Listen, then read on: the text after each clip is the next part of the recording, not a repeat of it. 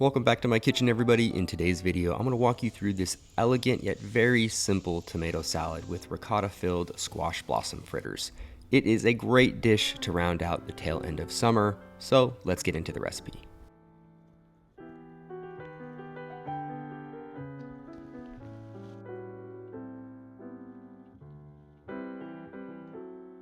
Alright, so first up, place the whole milk ricotta onto a paper towel and flatten it out just a little bit. Season with salt and let it release some of the residual water that's trapped within the cheese.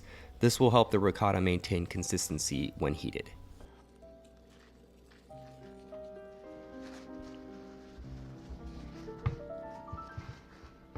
Pat off the excess moisture and place it into a mixing bowl. Then you're going to roughly chop some basil, parsley, and if you have fennel tops, seeds, or fennel pollen, you're going to chop that into the mix as well. Then you're going to add it to the ricotta with a glug of olive oil, a splash of heavy cream, some lemon zest, and then stir this all together until combined, and then place it in a piping bag.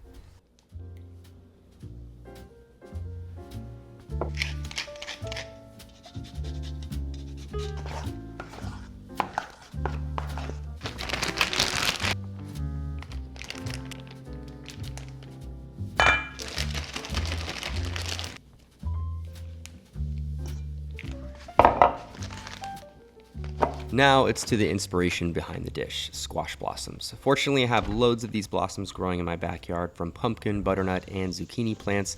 Normally in restaurants, the blossoms would come closed up in a cardboard box and were a pain to fill without destroying the blossom. But if you get the chance to grow them on your own, the blossoms open up perfectly for you in the morning and make this process as simple as it gets. Just make sure to remove the pestle or stamen before filling. Also check for bees because they sometimes sleep in the flour overnight.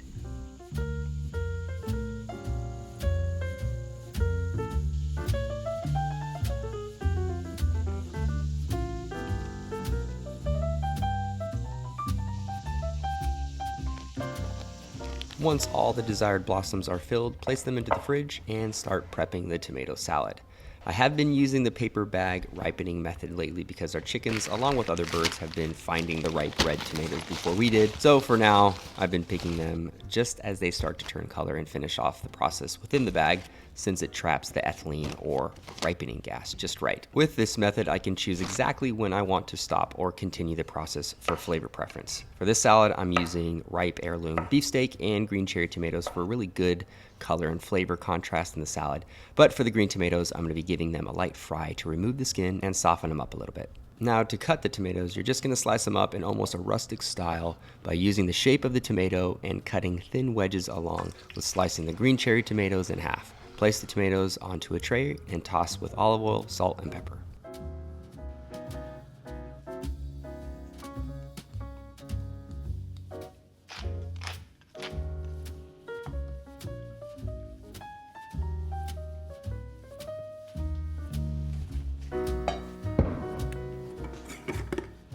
For the fritter batter, in a large mixing bowl, add in the all-purpose flour, baking soda, baking powder, salt, ground fennel seeds or pollen if you have any, then some lemon zest, and slowly whisk in the water, a quarter cup at a time to prevent it from lumping easily.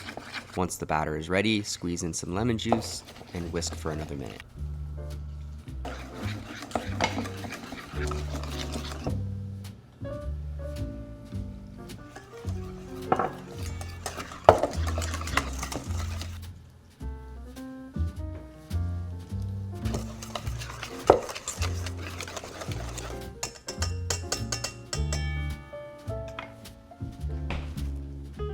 Next up, you're going to remove the squash blossoms from the fridge, gently dip each one into the batter, leaving just the stem exposed. You're going to fry a few at a time in 375-degree oil until crispy and golden brown. Should take about 3 to 4 minutes. Then you're going to transfer them to a paper towel and season with salt.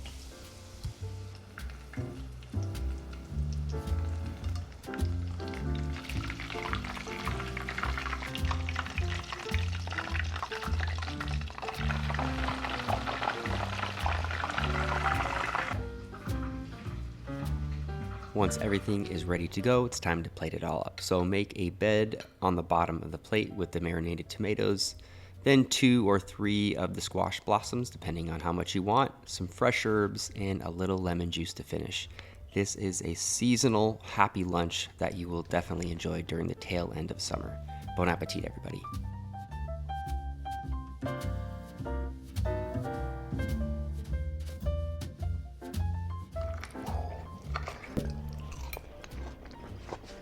Man, what a special combo. Ricotta, fried green tomatoes, fresh vine-ripe tomatoes.